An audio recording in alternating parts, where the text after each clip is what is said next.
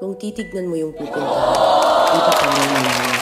Pero pag lilingunin mo yung pinanggagalingan, malayo ka na. Hindi mo malalaman kung hindi ka susubok. Ang buhay ay isang malaking sugal. Kung lagi kang takot sumugal sa isang bagay dahil takot kang mawalan, mauubos lang kung anong meron ka. Kung hindi ka mawawalan, hindi ka rin magkakaroon. Kung ano man ang mga desisyon mo ngayon, yun ang magiging buhay mo bukas. Lakasan mo lang yung loob mo. Dahil ang mundong to, aapakan lang ang mga mahihina.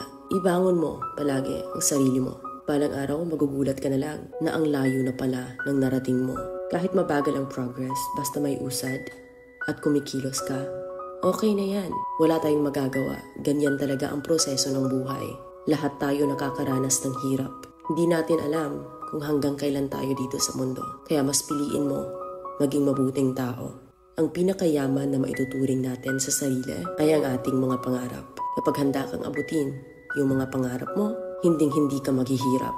Kung lagi kang may pinagdaanan sa buhay or pagsubok, pruweba lang yan na isa kang magiting na sundalo. Sa mga pagsubok, diyan ka aangat, diyan ka babaguhin. Yung tatag mo kung paano ka mag-ayos ng problema.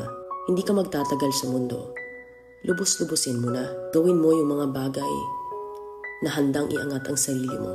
Huwag mo isipin yung mga sinasabi ng iba at huwag na huwag kang panghihinaan ng loob dahil lahat ng tao ay may iba't ibang desisyon at iba't ibang sitwasyon. Huwag ka lang mawala ng pag-asa. Hindi mo naman kailangan madaliin lahat. May proseso ang bawat ganap mo sa buhay. Alam mo kung ano yung nakakapagod? Ang palaging patunayan ang sarili mo sa ibang tao. Sa mundong to, piliin mo ang hindi magarbo. Keep it low-key ka lang. Simple. Na kahit na alam mong meron ka, hindi ka babaguhin ng pera. Kasi lahat ng yan ay isang pansamantala lang. Pagpatuloy mo lang. Kung may pangarap ka, makakarating ka.